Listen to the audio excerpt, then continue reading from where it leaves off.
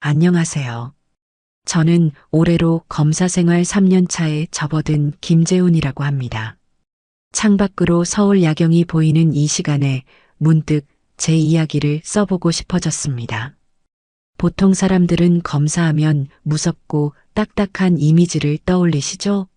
실제로 법정에서는 그런 모습일 때도 있지만 저도 그냥 평범한 아들이자 한 사람입니다. 사실 지금까지 이런 이야기를 누구에게도 털어놓은 적이 없었는데 오늘은 왠지 모르게 누군가에게 말하고 싶네요. 말하지 않으면 견딜 수 없을 것 같았거든요.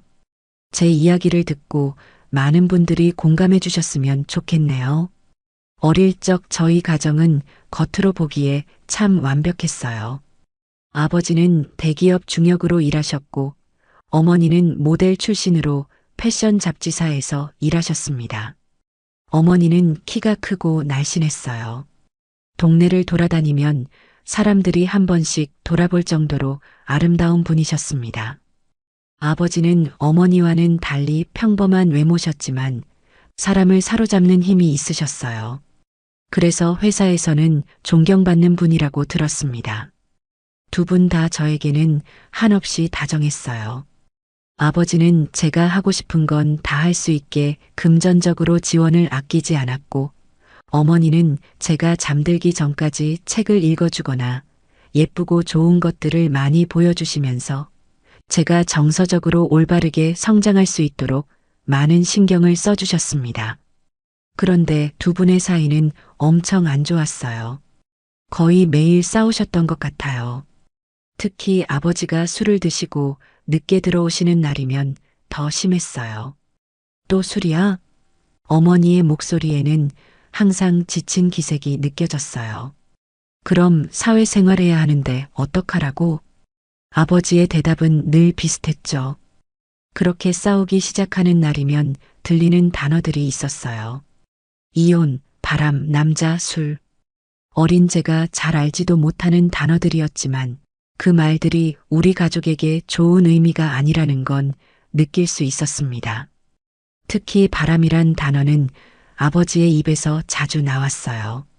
어느 날은 밤중에 화장실에 가려고 일어났는데 거실에서 부모님의 목소리가 들려왔습니다. 도대체 이 시간에 어디 갔다 오는 거야? 옷에서 남자 향수 냄새가 나잖아. 너 바람 피는 거 아니야? 아버지의 목소리는 제가 들어본 것 중 가장 무서웠어요. 낮은 톤이었지만 분노가 가득했죠. 회사 행사 때문에 늦은 거라고 몇 번을 말해. 어머니의 목소리도 떨리고 있었습니다. 저는 화장실 가는 것도 잊고 문틈으로 거실을 봤어요. 아버지는 어머니의 팔을 꽉 잡고 계셨고 어머니는 그 손을 뿌리치려 하고 계셨죠. 너무 무서워서 숨도 제대로 쉬지 못했습니다. 그런 날이 한 번만 있었던 게 아니에요. 일주일에 몇 번은 비슷한 상황이 벌어졌습니다. 그럴 때마다 저는 두려웠어요. 어머니와 아버지가 이혼할 것 같았거든요. 그리고 외할머니도 어머니와 사이가 좋지 않았어요. 부모님이 바쁘셨기 때문에 할머니가 저희 집에 자주 와서 집안일을 도와주셨는데 그때마다 할머니는 저에게 어머니 욕을 했어요. 내 엄마 옷은 왜 이렇게 남사스러운 것만 입니? 남자들한테 잘 보일 일이 많아서 그래. 얼굴 반반하다고 밖에 싸돌아다니는 것 봐라. 여자가 집안일을 해야지. 그리고 저희 아파트 단지 아줌마들도 어머니에 대해 수군거렸어요. 저렇게 예쁜 여자는 한 남자만 보기 힘들지. 주변에 남자가 많다더라. 그때는 그게 무슨 의미인지 정확히 몰랐지만 왠지 어머니에 대해 좋지 않은 말을 하고 있다는 건 알 수 있었어요. 그렇게 저도 어머니에 대해 의심하기 시작한 것 같아요.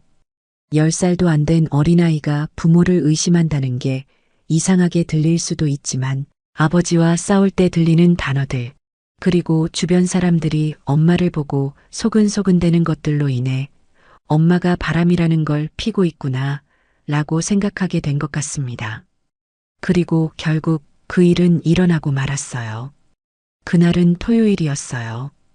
저는 집에서 만화 영화를 보고 있었고 어머니는 일찍 퇴근하셔서 집에 계셨어요. 아버지가 회사 일을 마치고 들어오셨는데 화가 많이 나 있었습니다. 너 오늘 어디 갔다 왔어? 아버지의 첫마디부터 시작됐어요. 회사 갔다가 집에 왔죠. 어머니의 대답에 아버지는 갑자기 소리를 질렀어요. 거짓말 하지 마. 회사 동료가 내가 남자랑 카페에 있는 거 봤다고 연락 왔어.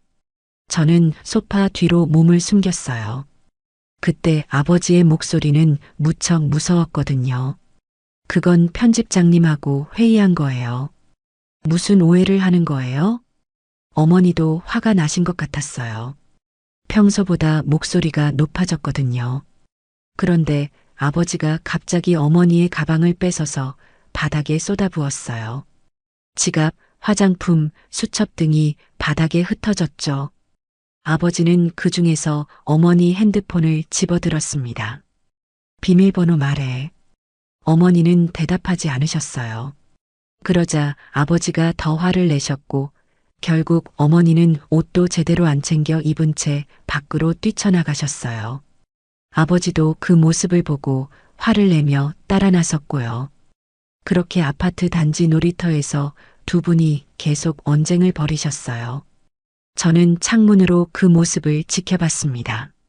언쟁이 거세지자 동네 주민들이 하나둘 모이기 시작했습니다. 너 바람 폈지? 인정해. 아버지의 소리가 아파트에 울려 퍼졌어요. 오해라고요. 아니라고요. 어머니는 계속 부정하셨는데 아버지의 계속되는 추궁에 결국 인정하셨어요. 미안해요. 그 말 한마디에 주변에 모인 사람들의 시선이 더 따가워졌어요. 어머니는 그 시선을 견디지 못하고 그 자리에서 서둘러 집으로 돌아왔어요.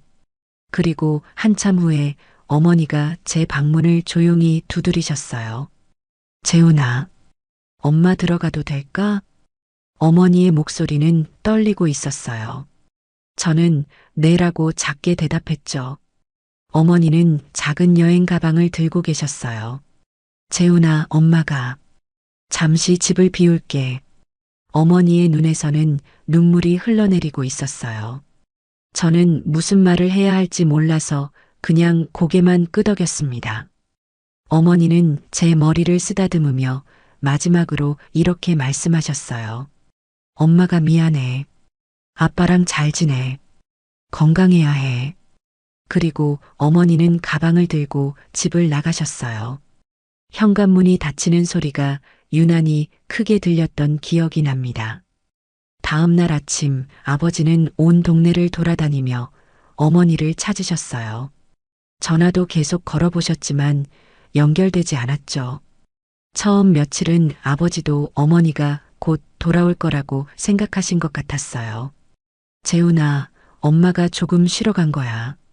곧 돌아오실 거니까 걱정하지 마. 아버지는 저를 안심시키려 그렇게 말씀하셨지만 목소리에서 불안함이 느껴졌어요.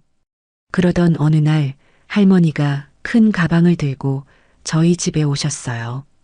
재훈아, 할머니가 이제 너랑 같이 살 거야. 걱정 마.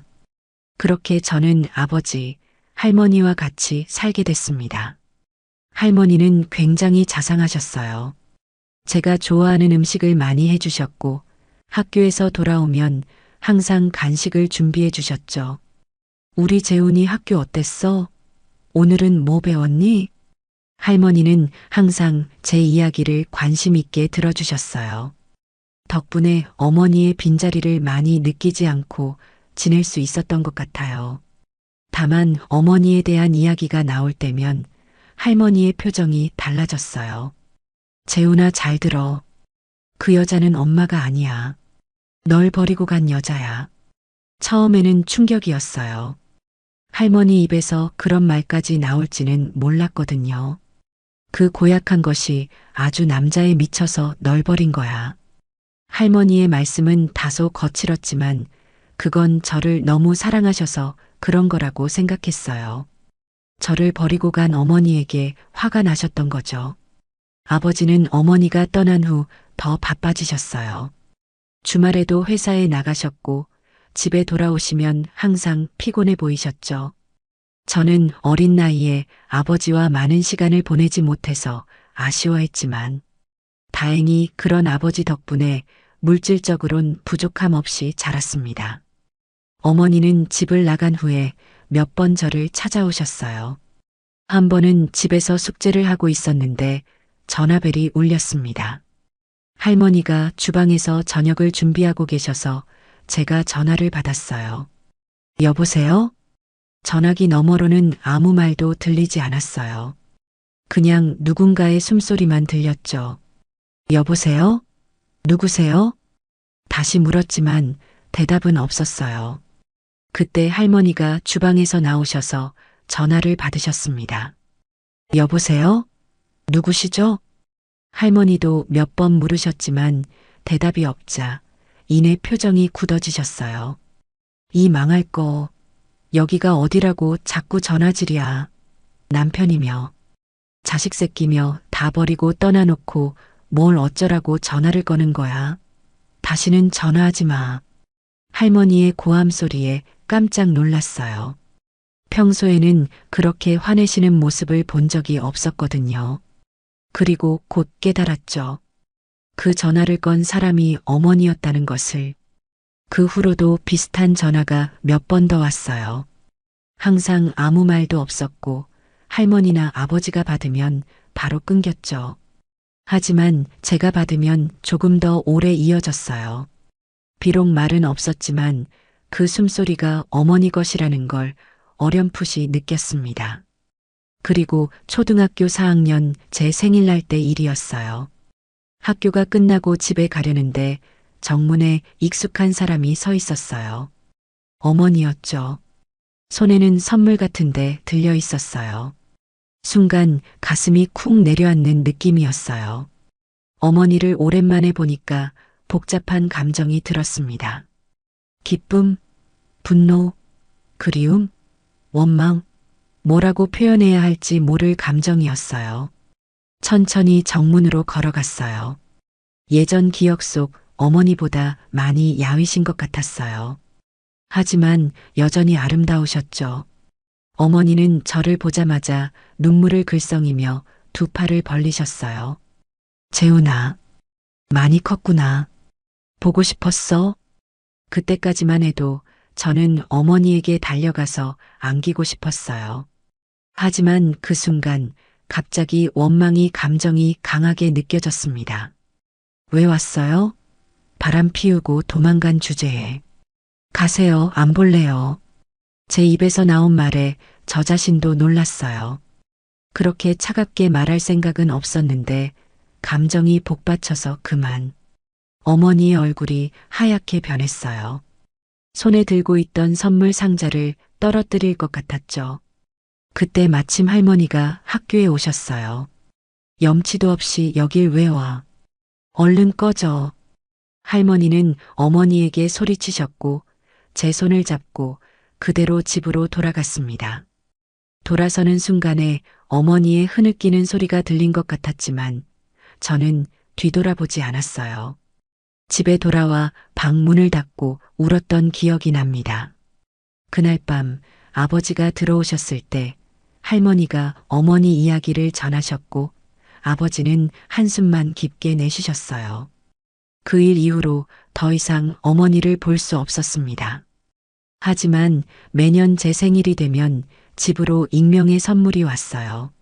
저는 그게 어머니가 보낸 거라 걸 건 알 수 있었죠. 할머니는 매년 그 선물을 볼 때마다 쓰레기통에 버리셨어요. 어느 순간 어머니에 대한 소문은 동네에 쫙 퍼지게 됐고 그것 때문에 저는 학창 시절을 힘들게 보냈어요. 반 친구들은 저를 놀리기 시작했습니다. 야, 너네 엄마 바람 폈다며? 너 엄마 없어? 그런 말을 들을 때마다 창피해서 아무 말도 하지 못했어요. 그러다 보니 놀림이 더 심해졌고 결국 저는 학교에서 왕따를 당하기 시작했습니다. 할머니나 아버지는 지금도 제가 왕따를 당했다는 건 모르실 거예요.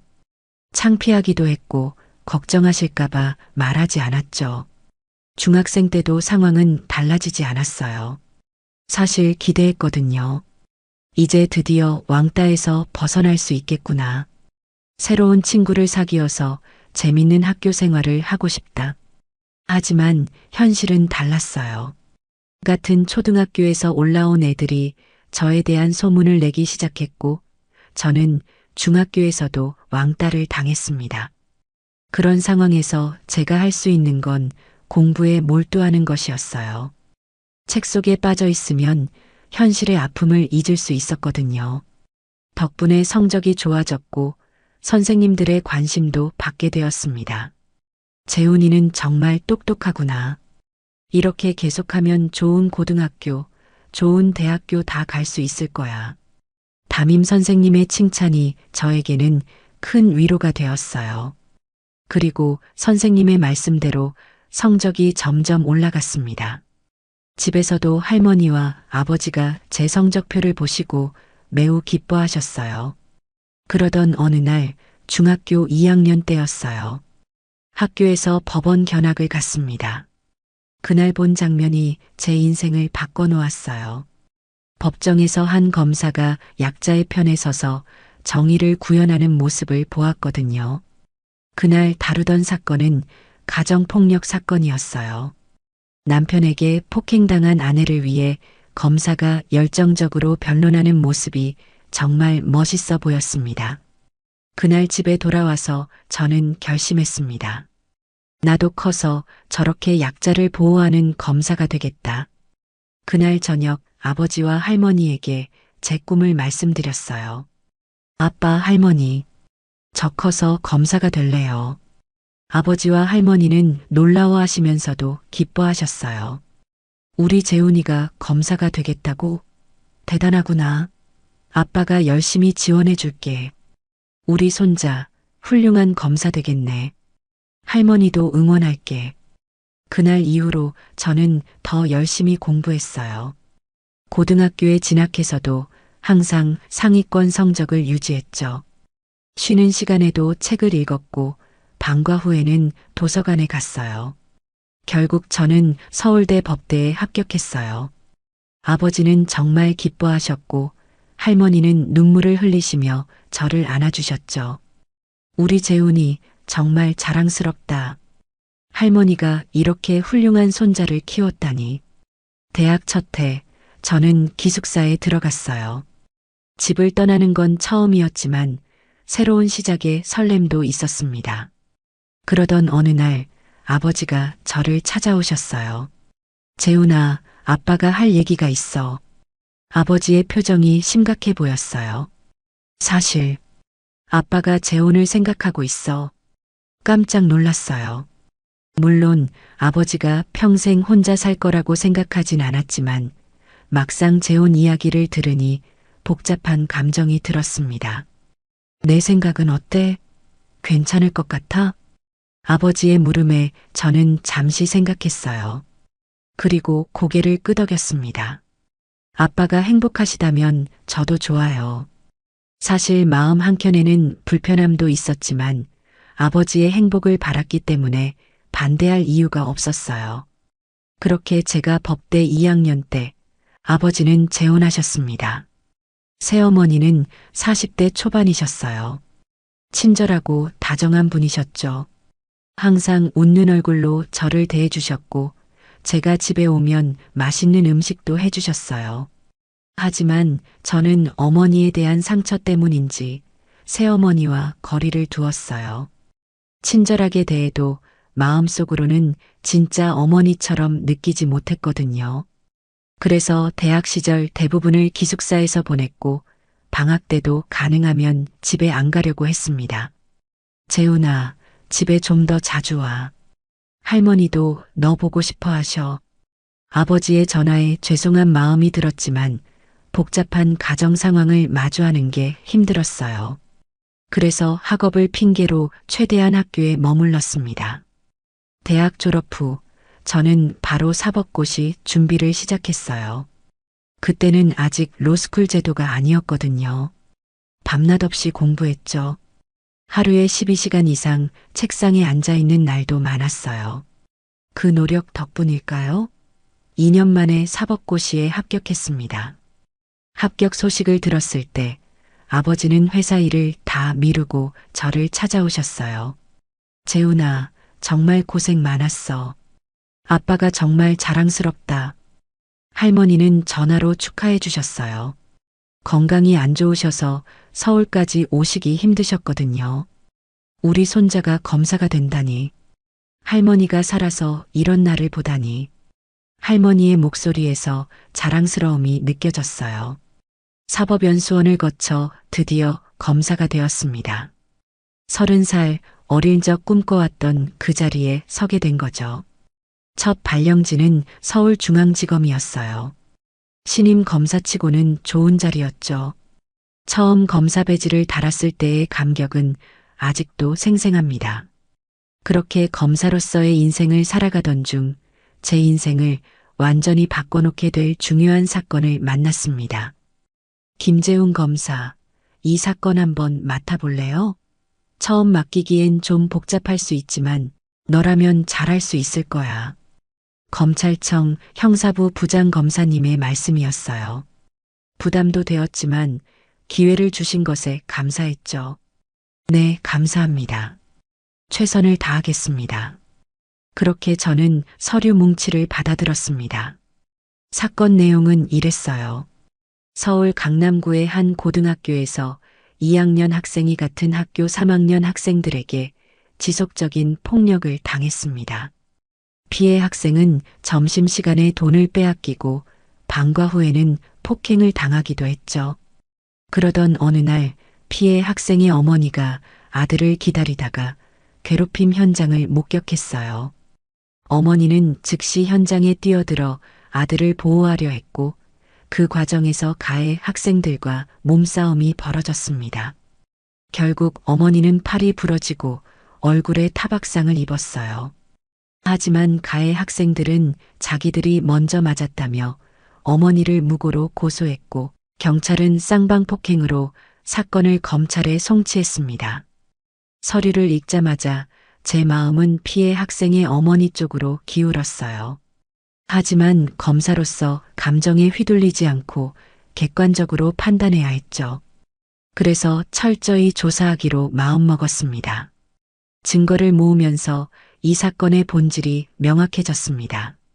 어머니의 행동은 자기 아들을 보호하기 위한 정당방위에 가까웠고 가해 학생들의 주장은 사실과 달랐어요. 마침내 재판 날이 왔습니다.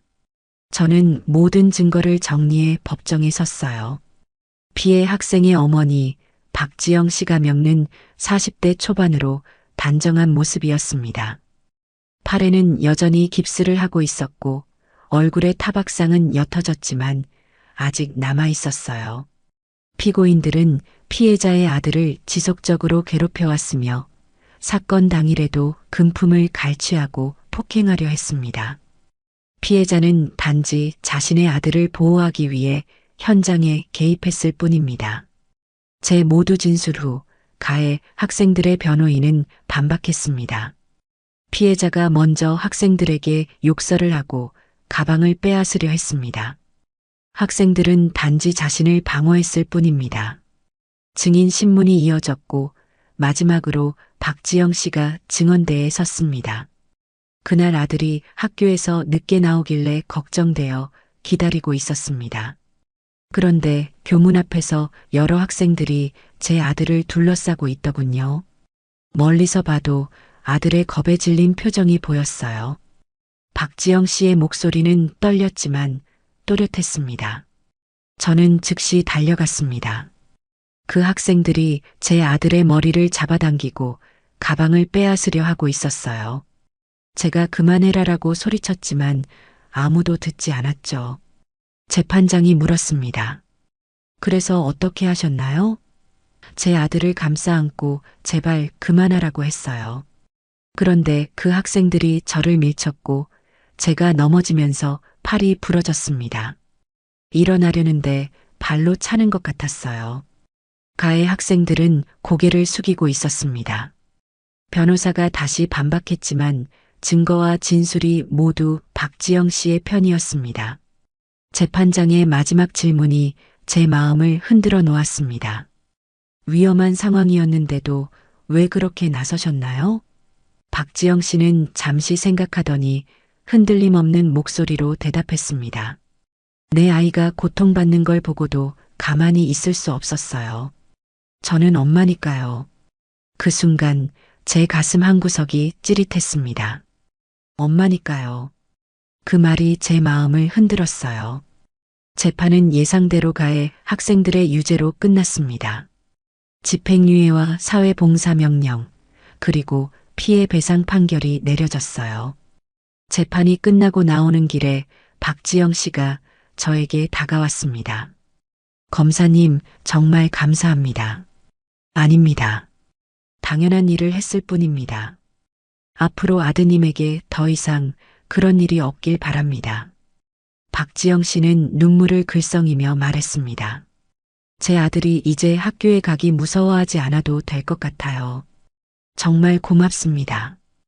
법원을 나오는 길, 박지영 씨와 그녀의 아들이 서로 꼭 껴안고 가는 모습이 눈에 들어왔습니다. 그 모습을 보며 문득 저의 학창 시절과 어머니가 생각났어요. 그때 어머니가 있었다면 어머니는 나를 위해 어떻게 했을까?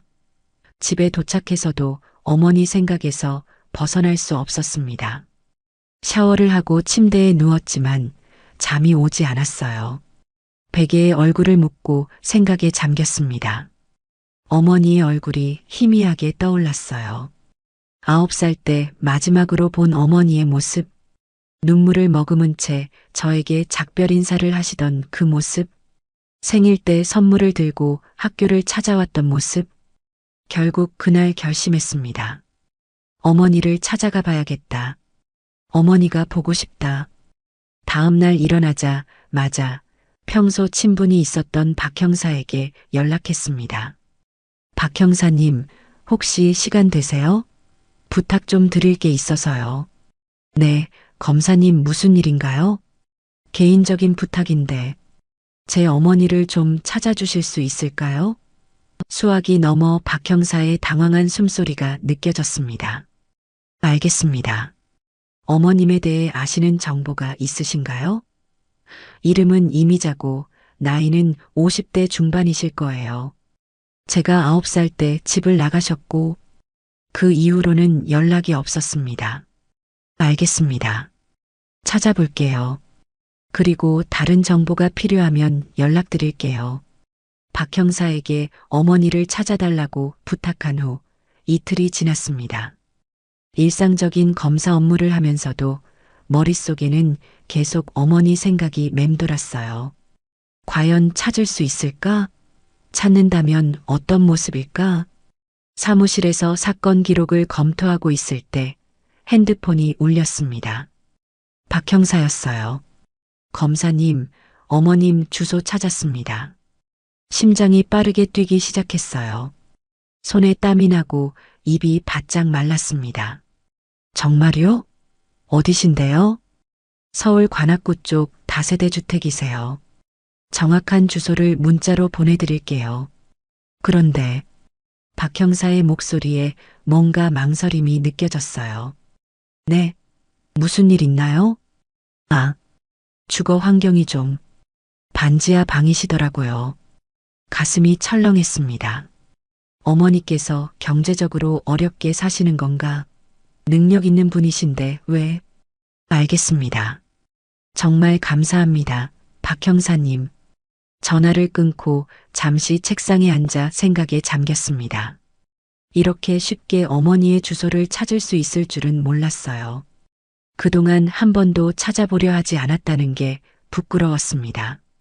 그날 저녁 일을 일찍 마치고 박 형사가 알려준 주소로 향했습니다. 관악구의 한적한 주택가였어요. 골목길을 따라 걸으며 번지수를 확인했습니다.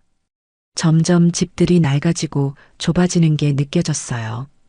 마침내 도착한 곳은 오래전에 지어진 것 같은 낡은 다세대 주택이었습니다. 페인트가 벗겨진 외벽, 녹슨 철제 계단, 그리고 좁은 통로. 어머니가 정말 이런 곳에서 살고 계신 걸까요? 계단을 찾아 반지하로 내려갔습니다. 습한 공기가 느껴졌고 벽에는 곰팡이 자국이 보였어요. 어둑한 조명 아래 어머니의 집을 찾았습니다. 문 앞에 작은 화분 몇 개가 놓여 있었어요. 작은 꽃들이 피어 있는 것을 보니 누군가의 정성이 느껴졌습니다. 한참을 망설이다 초인종을 눌렀습니다. 가슴이 두근거렸어요. 이제 곧 20년 만에 어머니를 뵙게 될지도 모른다는 생각에 긴장이 됐습니다. 하지만 아무 응답이 없었어요. 다시 한번 눌러보았습니다. 여전히 아무런 소리도 들리지 않았어요. 혹시 출근하셨나? 하는 생각에 시계를 봤습니다. 저녁 7시가 넘은 시간이었어요. 아니면 다른 곳에 잠시 나가셨을지도 모르겠다 싶었습니다. 문 앞에서 망설이고 있는데 옆집 문이 열리며 50대로 보이는 여성이 나왔습니다. 그녀는 쓰레기 봉투를 들고 있었어요. 누구 찾으세요? 여성은 의아한 표정으로 저를 바라봤습니다. 네, 이미자 씨를 찾고 있습니다. 저는 그분의 아들입니다. 제 말에 여성의 눈이 동그래졌습니다. 그녀는 쓰레기 봉투를 내려놓고 저를 자세히 살펴봤어요. 아, 정말 닮았네요. 미자 씨가 항상 가지고 다니던 사진 속 아이가 당신이었군요. 가슴이 찌릿했습니다. 어머니가 제 사진을 항상 가지고 다니셨다고요? 그럼 어머니는 저를 잊지 않고 그리워하셨던 건가요? 어머니께서 지금 계신가요? 여성은 고개를 저었습니다. 미자 씨는 지금 여기 안 계세요. 지난주에 갑자기 쓰러지셔서 제가 119 불렀어요. 평소에도 자주 아프셨거든요. 충격이었습니다. 어머니가 쓰러지셨다니 갑자기 죄책감이 밀려왔습니다. 저는 검사가 되어 윤택한 생활을 하고 있는데 어머니는 이런 반지하에서 병마와 싸우고 계셨다니. 어느 병원으로 가셨는지 혹시 아세요? 정확히는 모르겠어요. 아마 제2종합병원일 거예요. 여성은 안타까운 표정으로 말했습니다. 미자 씨가 돌아오시면 아드님이 찾아왔다고 꼭 전해드릴게요. 분명 아시면 정말 좋아하실 거예요. 감사합니다. 정말 도움이 됐어요. 여성분에게 인사를 하고 저는 즉시 제2종합병원으로 향했습니다. 머릿속은 혼란스러웠어요. 어머니가 제 사진을 항상 가지고 계셨다는 것, 반지하에 살고 있다는 것, 그리고 아프신 상태라는 것. 이 모든 사실을 받아들이기 쉽지 않았습니다. 택시를 타고 병원으로 향하는 동안 창밖으로 보이는 서울의 밤거리가 낯설게 느껴졌어요. 마치 지금까지 다른 세상에서 살았던 것 같았습니다. 병원에 도착해 안내 데스크로 향했습니다. 안녕하세요. 이미자 씨를 찾고 있습니다. 지난주에 입원하셨다고 들었는데요. 데스크의 간호사가 컴퓨터를 확인했습니다. 네, 이미자님은 현재 7층 정신건강의학과 병동에 입원해 계십니다. 면회 가능 시간은 정신건강의학과요? 놀라움을 감출 수 없었습니다. 어머니가 정신과 병동에 입원해 계시다니. 대체 무슨 일이 있으신 걸까요? 네, 맞습니다. 가족 관계신가요? 네, 아들입니다. 그러시군요. 정신건강의학과는 특별한 절차가 필요합니다. 가족관계 증명서가 있으신가요? 그 말에 저는 답을 하지 못했습니다. 어머니와 아버지는 이혼한 지 오래됐고 이제 가족이라고 할 수 없으니까요. 대신 저는 검사 신분증을 내밀었습니다. 아, 제가 사실 사건 관련 조사 중이라서요. 금방 끝납니다. 그렇게 간호사는 잠시 어딘가 통화를 하는 듯 했고 곧 저를 보며 말했습니다. 알겠습니다. 7층으로 올라가시면 됩니다.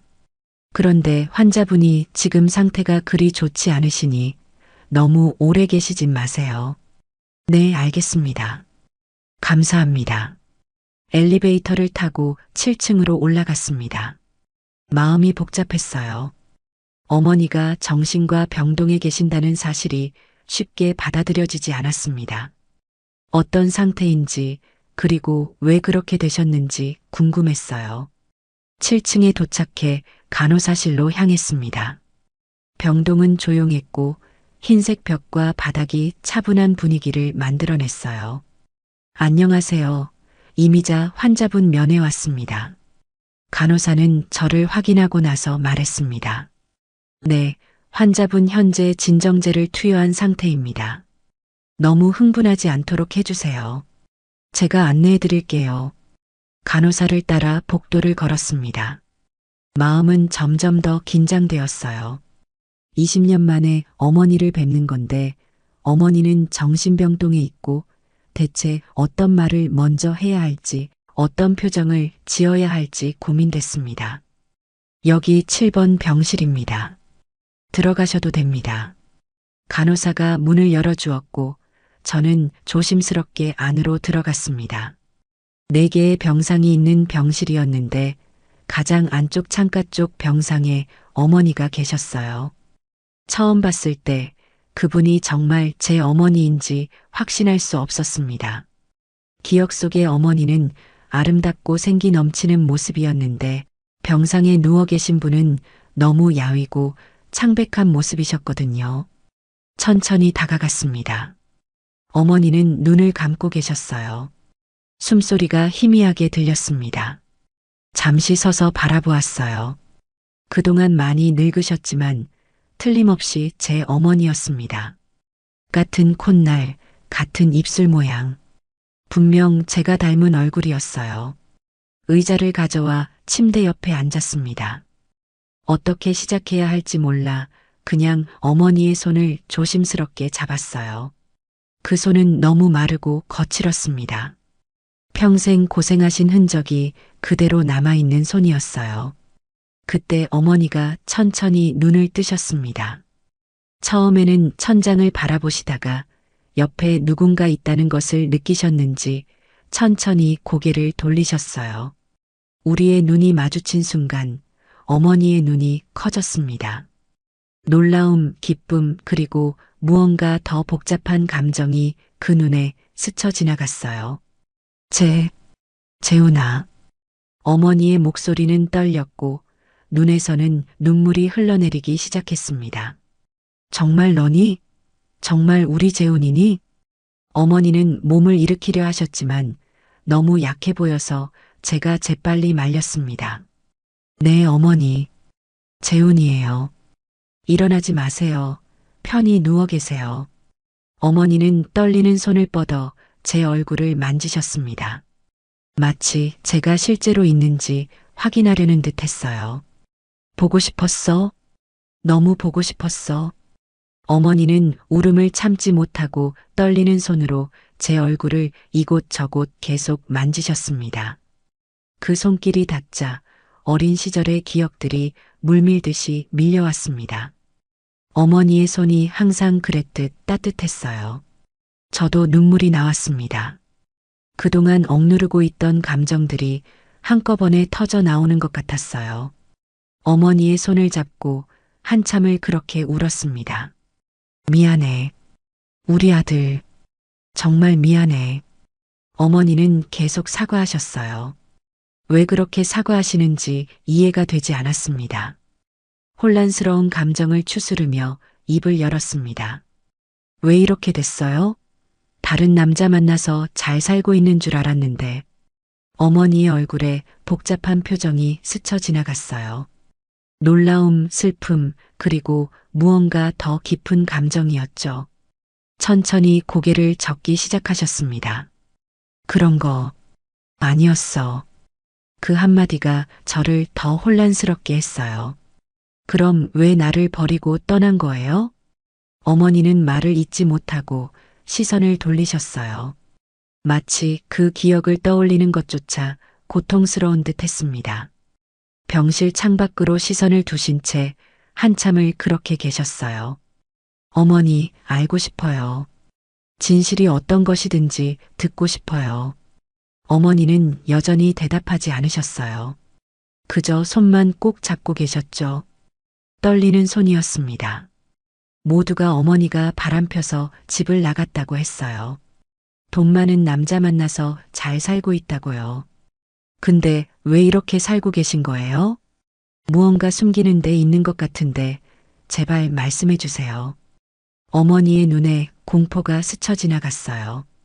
그동안 본 적 없는 표정이었습니다. 어머니가 무언가를 두려워하고 계신다는 것을 느낄 수 있었어요. 괜찮아요. 어머니, 저한테 말씀하셔도 돼요. 제가 어머니를 지켜드릴 수 있어요. 어머니는 깊은 숨을 들이쉬셨다가 내쉬셨어요. 그러고는 아주 작은 목소리로 말씀하셨습니다. 무서웠어. 그 한마디가 제 가슴을 쿵 내려앉게 했어요. 무서웠다고요? 뭐가요? 내 아버지가. 저는 놀라움을 감출 수 없었어요. 아버지가요? 어머니, 무슨 말씀이세요? 아버지가 어떻게 하셨길래? 어머니의 몸이 미세하게 떨리기 시작했어요. 과거의 기억이 플래시백처럼 밀려오는 듯 했습니다. 간호사가 말한 불안 발작이 시작되는 건가 싶었어요. 어머니, 괜찮아요. 지금 말하기 힘드시면 나중에 해도 돼요. 제가 여기 있을게요. 하지만 어머니는 이제 결심한 듯 했습니다. 마치 오랫동안 억눌러온 비밀을 더 이상 감당할 수 없다는 듯이 말씀하셨어요. 내 아버지는 내가 알던 다정한 사람이 아니었어. 결혼하고 나서 조금씩 달라지기 시작했어. 처음에는 사소한 거였지. 내가 어디 갔다 오면 꼬치꼬치 캐묻고 친구들 만나는 것도 싫어하고 어머니의 목소리가 점점 작아졌다가 다시 커졌어요. 내가 태어났을 때 정말 행복했어. 우리 아기. 이렇게 예쁜 아기를 낳았는데 내 아버지는 의심했어. 정말 자기 아이 맞냐고. 충격이었습니다. 아버지가 그런 말을 했다니 믿기지 않았어요. 아버지가 의처증이 있었다는 건가요? 어머니는 고개를 끄덕이셨어요. 그래도 참았어. 너 때문에. 우리 재훈이가 행복하게 자라길 바라서. 그런데 어머니의 목소리가 떨리기 시작했고 눈에서는 다시 눈물이 흘러내렸습니다. 어느 날부터 내 아버지가 폭력을 휘두르기 시작했어. 그 말에 저는 숨이 멎는 것 같았습니다. 폭력이라고요? 아버지가? 처음에는 밀치는 정도였는데 점점 더 심해졌어. 내가 바람 피운다는 망상에 사로잡혀서 어디 갔다 오면 남자 만났냐고 옷에서 다른 남자 냄새가 난다고. 어머니는 말을 잇지 못하고 흐느끼셨습니다. 손이 더 심하게 떨리셨고 얼굴은 창백해졌습니다. 그리고 내 할머니까지 내 아버지 편을 들었어. 미자는 원래 바람기가 있어 보였어라며 내가 집안 물건을 팔아서 다른 남자 만나러 간다고 오해하고 저는 할머니에 대한 이야기에도 충격을 받았습니다. 그리고 모든 것이 새롭게 보이기 시작했습니다. 제가 알던 진실이 완전히 뒤집어진 기분이었습니다. 견딜 수 없어서 도망쳤어. 어머니는 깊은 한숨을 내쉬셨어요. 그런데 도망친 후에도 내 아버지는 계속 나를 찾아냈어. 그리곤 협박하고 때리고 어머니의 손이 자신도 모르게 얼굴을 감쌌어요. 마치 그때의 폭력으로부터 자신을 보호하려는 듯이. 그리고 너를 이용했어. 저요? 재훈이 키우는데 돈이 많이 든다. 너 그렇게 무책임하게 아들 버리고 떠날 거냐? 돈을 보내지 않으면 재훈이가 고생할 거다라고. 그래서 매달 돈을 보냈어. 아버지가 어머니에게 돈까지 요구했다니. 지금까지 제가 알고 있던 아버지의 모습은 진짜 모습이 아니었습니다. 그래서 이렇게 병원에 계신 거예요?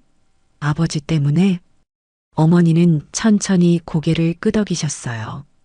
우울증과 불안장애 진단을 받았어. 요즘엔 악몽도 자주 꾸고 가끔은 내 아버지가 나타나는 환각도 보고 분노가 치밀어 올랐습니다. 이런 일이 있었다니. 그런 것도 모르고 저는 20년 동안 어머니를 오해하고 원망하고 있었습니다. 어머니, 죄송해요. 그동안 많이 힘드셨죠? 이제 걱정 마세요. 제가 지켜드릴게요. 안심하셔도 돼요. 어머니의 눈에는 여전히 두려움이 있었어요. 아니야, 재훈아. 내 아버지는 위험해. 그 사람 때문에 내 인생이 망가지면 안 돼. 괜찮아요, 어머니. 저 검사가 됐어요. 이제는 제가 어머니를 지켜드릴 수 있어요. 어머니께 이런 짓을 한 아버지. 절대 용서하지 않을 거예요. 어머니는 놀란 표정이셨어요. 검사가 됐구나. 우리 아들이 자랑스러운 듯 보였지만 곧 걱정이 밀려오셨나 봐요. 그래도 조심해야 해. 내 아버지는 무섭고 위험한 사람이야. 걱정 마세요, 어머니. 이제 제가 다 알아서 할게요. 어머니는 편히 쉬세요. 빨리 건강해지셔야 해요. 제가 어머니 끝까지 책임질게요. 어머니의 눈에 다시 눈물이 고였습니다. 하지만 이번엔 희망이 섞인 눈물 같았습니다. 정말 잘 될 수 있을까? 나 너무 무서워. 어머니, 약속해요. 제가 지켜드릴게요. 이제 어머니를 절대 혼자 두지 않을게요. 병실을 나오며 결심했습니다. 아버지에 대한 증거를 모아야겠다고. 그리고 어머니를 학대하고 속인 아버지에게 법의 심판을 내려야겠다고. 어머니가 겪은 고통에 비하면 제 마음의 상처는 아무것도 아니었습니다. 이제는 검사로서 그리고 아들로서 어머니를 지켜드릴 차례였습니다. 어머니와의 만남 후 저는 진실을 밝히기 위한 증거 수집에 나섰습니다. 가장 먼저 어머니의 은행 계좌 내역을 확인했습니다. 어머니의 동의를 얻어 지난 10년간의 거래 내역을 살펴봤어요. 놀라운 사실이 드러났습니다. 매달 정기적으로 아버지의 계좌로 상당한 금액이 송금되어 있었어요. 가슴이 아팠습니다. 어머니는 저를 위해 자신의 삶을 희생하고 계셨던 거였어요. 그런데 이상했어요. 아버지도 좋은 직장에 다니시고 돈이 없지 않았거든요. 그런데 왜 어머니에게 계속 돈을 요구했을까요? 단순히 돈이 필요해서였을까요? 아버지의 통화 내역도 조사해 봤습니다. 지난 5년간의 통화 기록을 분석하니 특정 번호로 정기적인 전화가 확인되었습니다. 그 번호는 어머니의 것이었어요. 주로 매달 말일, 아마도 송금을 독촉하는 시점이었을 겁니다. 어머니의 병원 기록도 확인했습니다. 20년 동안의 의료 기록에는 충격적인 내용이 가득했어요. 골절, 타박상, 염좌, 모두 가정폭력의 전형적인 상의 패턴이었습니다. 정신과 진료 기록에는 지속적인 스트레스와 공포로 인한 외상 후 스트레스 장애라는 진단이 있었어요. 증거를 모으며 점차 아버지의 실체가 드러났습니다. 아버지가 돈을 요구한 것은 단순한 경제적 이유가 아니었어요. 그것은 어머니를 계속 통제하고 지배하기 위한 수단이었던 것 같았습니다. 아버지의 의처증은 심각한 상태였습니다. 그러던 어느 날 어머니의 퇴원 날이었습니다. 의사는 어머니의 상태가 호전되었지만 계속적인 관리가 필요하다고 했어요. 저는 이미 어머니와 함께 지낼 새 집을 알아봐 두었습니다. 퇴원 당일 저는 병원에 일찍 도착했어요. 어머니의 짐을 정리하고 퇴원 수속을 밟으려는 참이었습니다. 그런데 복도 끝에서 익숙한 실루엣이 보였어요. 아버지였습니다. 심장이 빠르게 뛰기 시작했어요. 아버지는 저를 보지 못한 채 어머니의 병실로 향하고 있었습니다. 어떻게 어머니가 입원해 있다는 사실을 알게 되었을까요? 저는 급히 어머니 병실로 향했지만 아버지가 먼저 들어간 뒤였어요. 문틈으로 안을 살펴보니 아버지는 어머니 침대 옆에 서 있었습니다. 미자야, 이러면 안 되지. 날 피해서 어디 갈 수 있다고 생각해? 어머니의 얼굴은 공포로 가득 찼어요. 몸이 미세하게 떨리고 있었습니다. 돈은 어디 있어? 이번 달에 아직 안 보냈잖아. 어머니는 겁에 질린 목소리로 대답했어요. 없어요. 병원비로 다 썼어요. 아버지의 표정이 험악해졌습니다. 주먹을 꽉 쥐고 어머니에게 다가가는 모습이 보였어요. 거짓말 마. 돈이 없으면 어떻게 이런 병원에 입원해 있어? 누가 도와주는 거야? 또 다른 남자라도 생긴 거야? 저는 더 이상 참을 수 없었습니다. 병실 문을 열고 들어갔어요. 더 이상 어머니를 괴롭히지 마세요, 아버지. 아버지는 놀란 표정으로 저를 바라봤습니다. 재훈아, 내가 여기 웬일이야? 어머니를 만나러 왔어요. 그리고 이제 어머니를 제가 모시고 갈 겁니다. 아버지의 표정이 점점 차갑게 변했어요. 무슨 소리야? 내 어머니는 널 버리고 떠난 여자야. 내가 왜 그런 여자를 찾아? 그게 진실이 아니라는 걸 이제 알아요, 아버지. 어머니는 아버지의 폭력과 집착을 피해 도망치신 거죠. 아버지의 눈이 위험하게 빛났습니다. 어머니가 더 심하게 떨기 시작했어요. 내가 뭘 안다고 그래? 그 여자가 뭐라고 했든 다 거짓말이야. 널 버리고 도망간 여자 말을 어떻게 믿어? 증거가 있어요, 아버지. 어머니에게 매달 돈을 요구한 것, 지속적으로 협박한 것, 그리고 폭력을 행사한 것까지. 아버지는 잠시 당황한 기색이 보였지만 곧 냉정을 되찾았어요. 그게 무슨 소리야? 내가 언제 폭력을 행사했다는 거야? 설마 내 어머니 말만 듣고 그런 말을 하는 건 아니겠지? 병원 기록이 있어요. 20년 동안의 의료 기록에는 모든 것이 남아 있습니다. 골절, 타박상, 모두 아버지가 남긴 상처들이죠. 아버지의 얼굴이 점점 붉어졌어요. 분노가 차오르는 게 보였습니다. 내가 뭔데 감히 날 판단해. 너 아빠를 범죄자로 만들 셈이야? 아버지는 점점 목소리를 높였어요. 제정신이 아니었습니다. 어머니는 겁에 질려 침대 모서리를 꽉 잡고 있었습니다. 이 여자는 내가 원하는 대로 해야 돼. 지금까지 그래왔고 앞으로도 그럴 거야. 그러니까 방해하지 마. 아버지는 말을 멈추셨어요. 자신이 무슨 말을 했는지 깨달은 듯 했습니다. 하지만 이미 늦었어요. 그 말은 어머니에 대한 통제와 지배를 자백한 것과 다름없었습니다. 그 말씀 기억해 두겠습니다, 아버지. 저는 차분하게 말했습니다.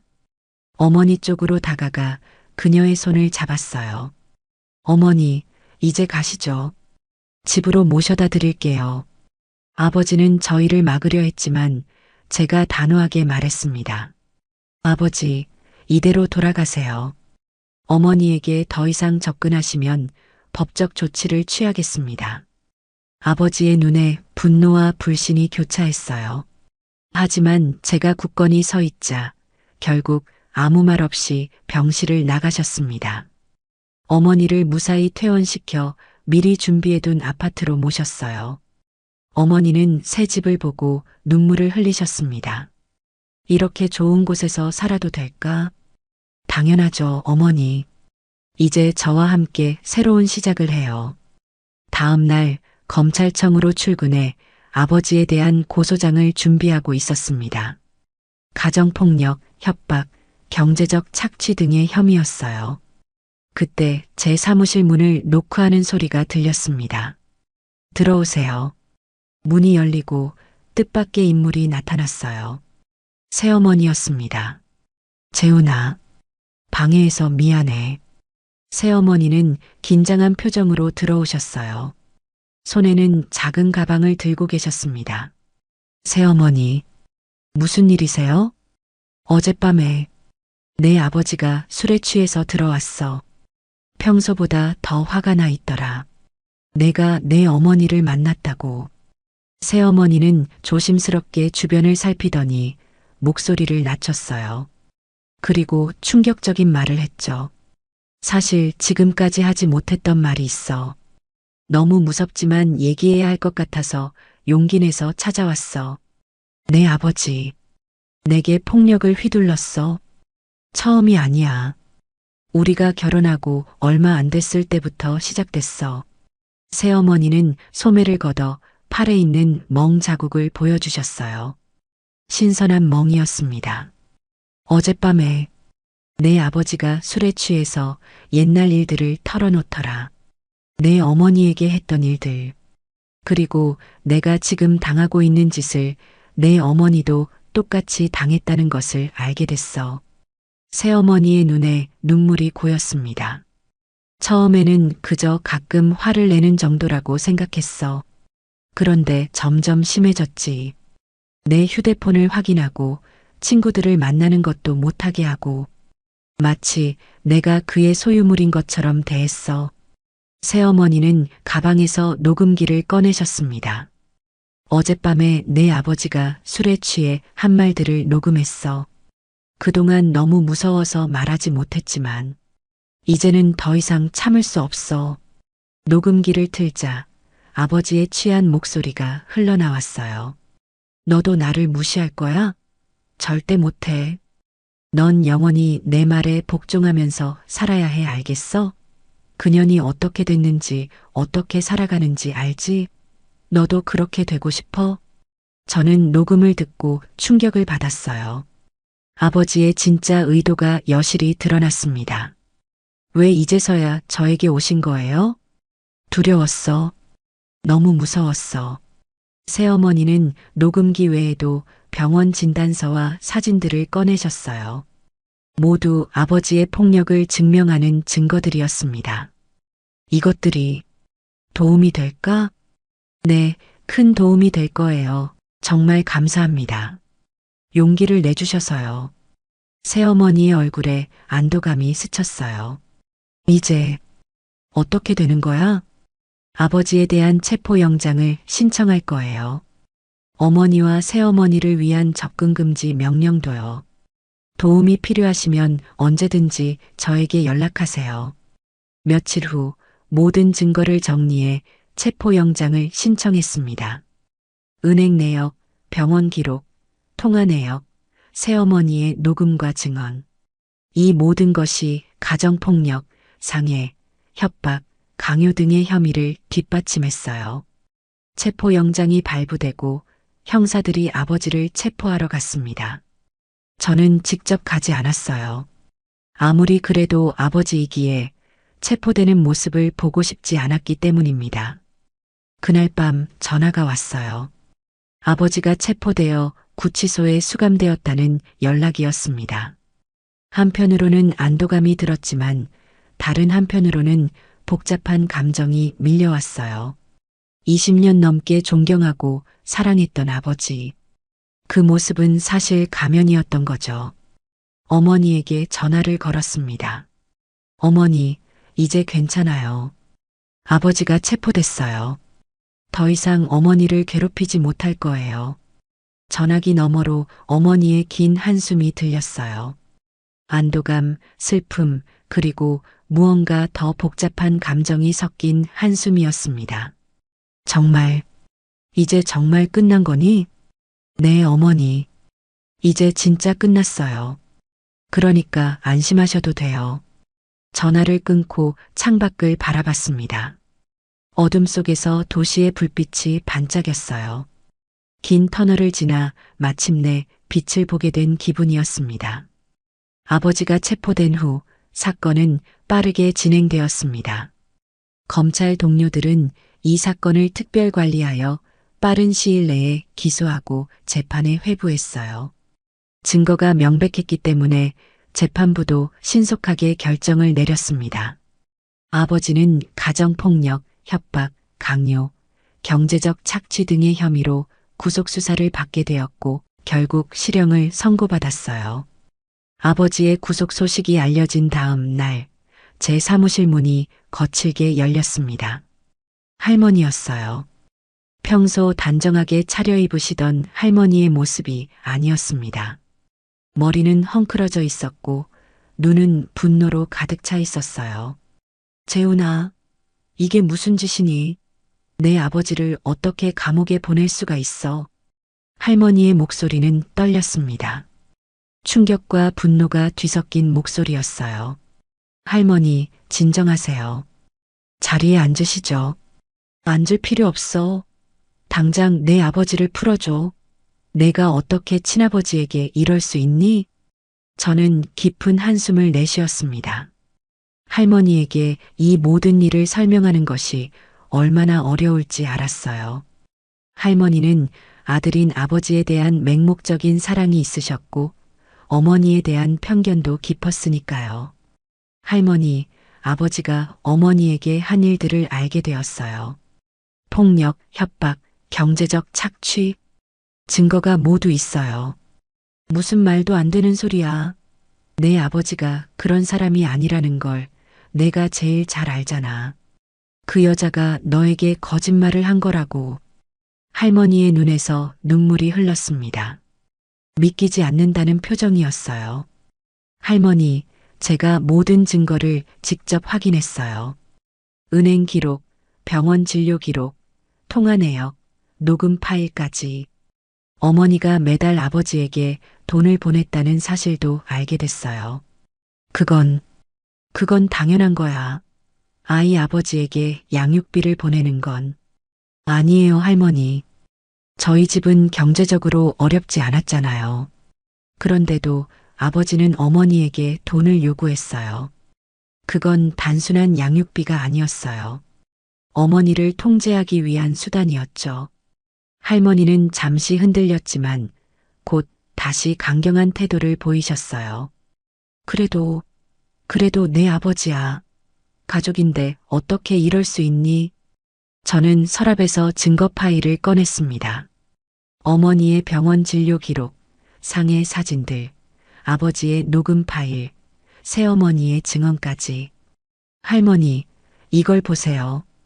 이게 다 아버지가 어머니에게 한 일이에요. 할머니는 한동안 파일을 뒤적이셨어요. 특히 어머니의 상해 사진을 보시고는 얼굴이 창백해지셨습니다.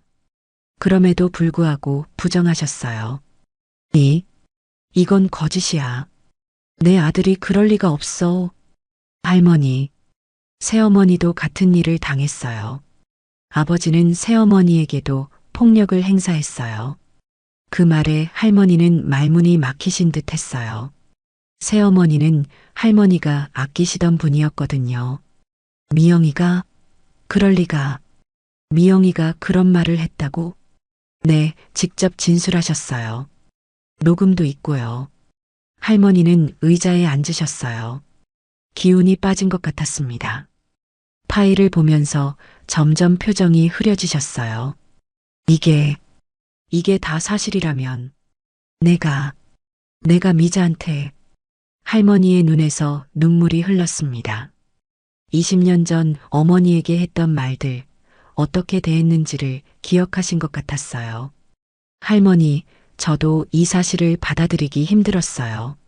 하지만 진실은 진실이에요. 아버지는 어머니에게 그리고 새어머니에게 큰 잘못을 했어요. 할머니는 말없이 서류들을 보셨어요. 그리고 깊은 한숨을 내쉬셨습니다.